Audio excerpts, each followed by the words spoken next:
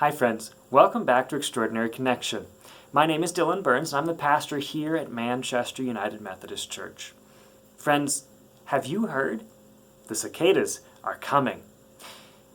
About every 17 years, the cicadas, these bugs which burrow underground, all come back to the surface all at once and make a tremendous amount of noise, and this year is that year. Which means if you haven't heard yet, well, we all will soon. It's really a marvel of the natural world, and scientists aren't exactly sure how cicadas make it happen. See, they spend years at a time underground and then come up all together. One of the hypotheses is that they can sense the temperature from down there, and so maybe they can count the seasons as they go by, and so they can try to keep track of how many years it's been.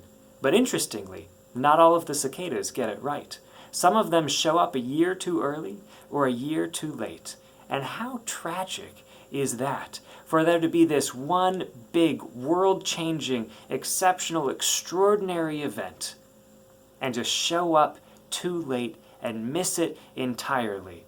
To poke your head out of the ground, be completely alone and think, oh no, did I miss it? There is a teaching in the Christian tradition that sometimes creates this fear that we will be exactly like those cicadas that come a year too late. And it's centered around the idea of Jesus' coming, or rather, Jesus' second coming. As you'll find referenced in some of the creeds of the faith, one of our beliefs is that Jesus, who has come once already, as we have recorded in the Gospels, is coming back sometime, though none of us know exactly when it will be. And so the question comes around, well, how do you make sure you don't miss it?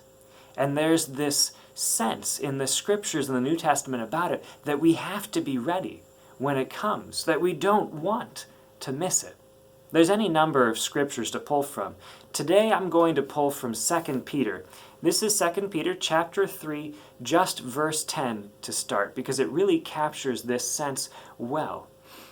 Here's verse 10. But the day of the Lord will come like a thief. On that day, the heavens will pass away with a dreadful noise. The elements will be consumed by fire, and the earth and all the works done on it will be exposed. It's really a scary sentiment. The sense that the day of the Lord will come unexpectedly, sneaking in like a thief. Well, we don't want to be caught unready. But just saying that can sometimes create this sense of fear or tension in us. Well, how do we make sure we're ready? Friends, let me tell you what. This isn't something that should be a fear-inducing belief. Being ready is relatively straightforward. Here's the verse that comes after that one in 2 Peter. Since everything will be destroyed in this way, what sort of people ought you to be? You must live holy and godly lives. And then the verse after that, waiting for and hastening the coming day of God. When we talk about waiting for the second coming of Christ, it isn't this fear-inducing thing, because the waiting and the being ready is all wrapped up in simply being the disciples that God has called us all to be, to live holy lives in the places where we are and in the ways that we can, to make our lives a witness to the gospel. And so it involves loving the people around us, caring for those that we can help, praying, watching, recognizing the presence of God among us. We're not burrowed underground or we can't see what's happening, but we're living on the surface of this created world every day. So every day is a chance to live those plain and extraordinary lives of discipleship. And when we do, we can't be caught unready. Whether that day comes today, tomorrow, 1,000 years in the future, or if it comes in a way and in a sense that we never even expected or imagined.